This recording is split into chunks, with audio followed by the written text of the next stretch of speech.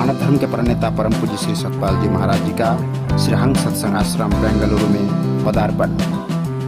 मानव उत्थान समिति के तत्वाधान में बाल छत्तीसगढ़ द्वारा मिशन एजुकेशन के तहत महात्मा भुवनेश्वरी बाई जी के मार्गदर्शन में लोहरा जिला बालोद में डोनेशन बॉक्स लगाया गया। प्रिय साथियों नमस्कार।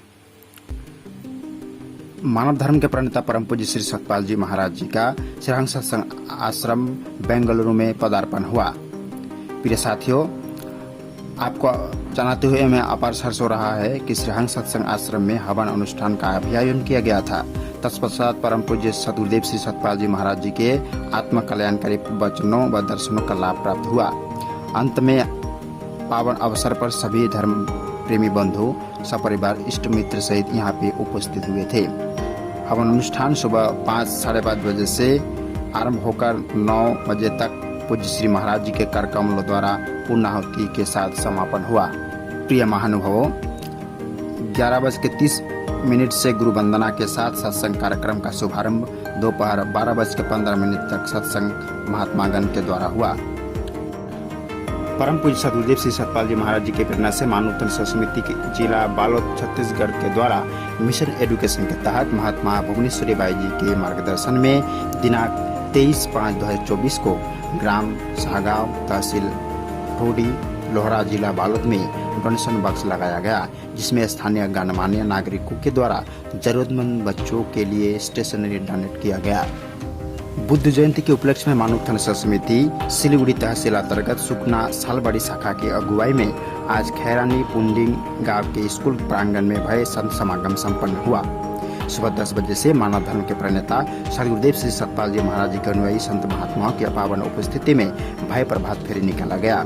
सिलीगुड़ी शहर में करीब 10 किलोमीटर दूर गुलमा रेलवे स्टेशन के नजदीक जंगल तथा चाय बागान के बीच प्रकृति के रमणीय वादियों में स्थित खैरानी पुंडिंग गांव में संपन्न यह आध्यात्मिक जागरण कार्यक्रम अपने आप में अनूठा रहा।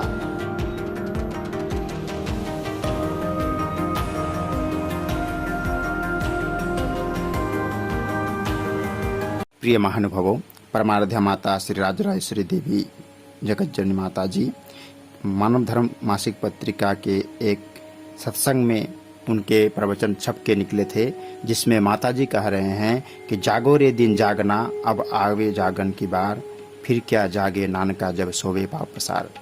इस जीवन में खाना पीना पशु पक्षियों का डर परिंदे को मालूम है। पत्थर उठाते हुए मुझसे टकराएगा और अपनी जान बचाने के लिए भाग जाता है।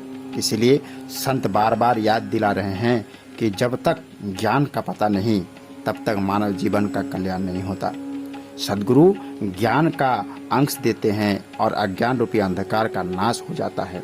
भगवान श्री कृष्ण कहते हैं, जिसके हृदय में श्रद्धा और प्रेम है उसके पास ज्ञान का कब्जा है। इसलिए मन को शुद्ध और शुद्ध बनाना चाहिए, तब ज्ञान की प्राप्ति होगी। ये जागने का समय है।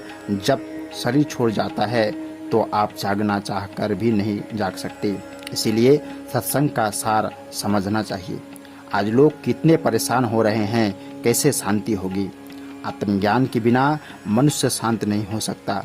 इसलिए जगह जगह इस ज्ञान का प्रचार प्रसार करना चाहिए। ज्ञान के मनुष्य की सेवा करो, तब मनुष्य की शांति मिलेगी। यह मानव शरीर मोक्ष का द्वार है और जो कोई इस मोक्ष के द्वार में प्रवेश नहीं करेगा वह बाद में कष्ट भोगेगा और तत्पश्चात पश्चाताप करेगा और समय अपने कर्मों भगवान पर झूठा आरोप लगाएगा। इसीलिए संतों से ज्ञान पूछना चाहिए, खोजना चाहिए।